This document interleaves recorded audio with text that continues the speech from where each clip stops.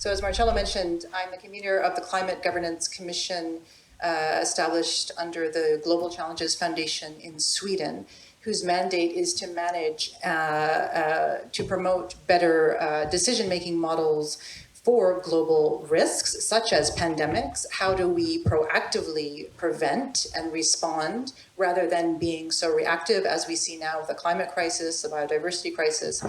So in the Climate Governance Commission, we've been looking at a whole host of big global governance issues. How can the UN Security Council behave better? How can there, for example, be established an international anti-corruption court? The international rule of law should be strengthened, et cetera, et cetera.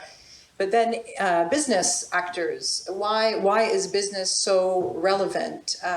Firstly, of course, we have this very narrow window of action. We know from the IPCC this decade is so crucial, and it's an unprecedented economic transformation which we collectively have to undertake. Businesses will be implementing this, they must. Secondly, multinationals, companies are global governance actors now in their own right, and I completely agree they have to step up to this challenge and play their role.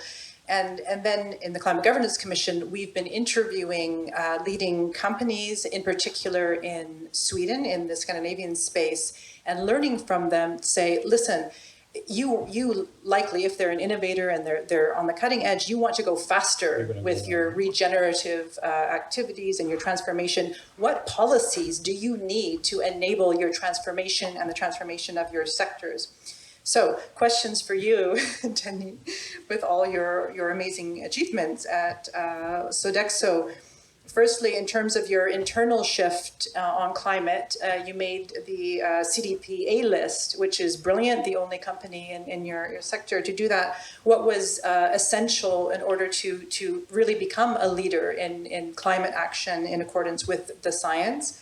And then secondly, along the lines of becoming political actors, how do you think this challenge can be taken on by companies to really to be a true green lobby, to be responsible, to be thoughtful, to be these strong political actors that we know the politicians and the legislators are really looking for? That gives them permission to go faster and go forward on the key climate policies, regenerative policies that we know we need. Thank you, Maja. Well, lots of questions, but few things here. First, I think what's absolutely necessary is a dialogue between, an upstream dialogue between the corporations and government.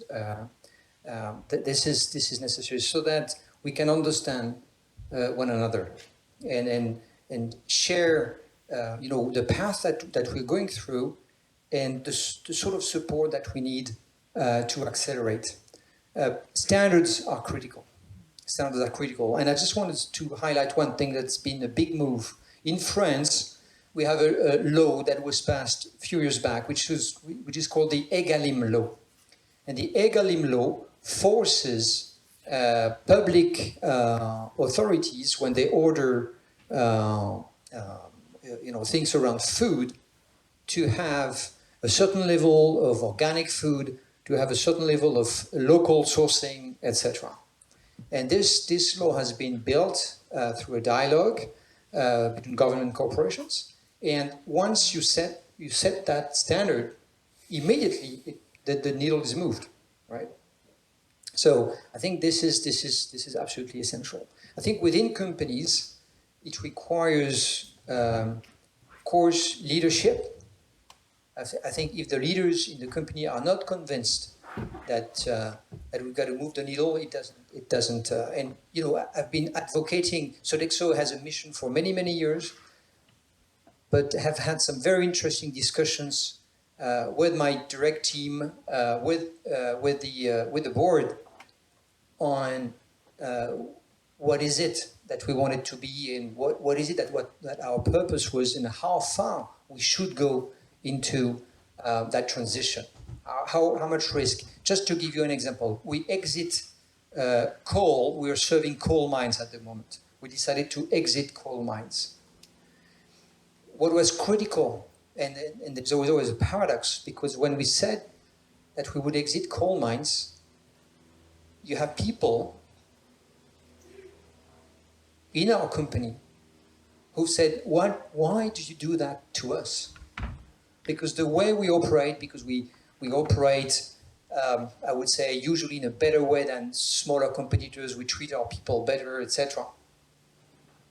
And when we said we would exit coal, people were feeling that they were being left alone, right? So it requires a lot of, I think, dialogue with, with the teams internally to ensure that you have alignment.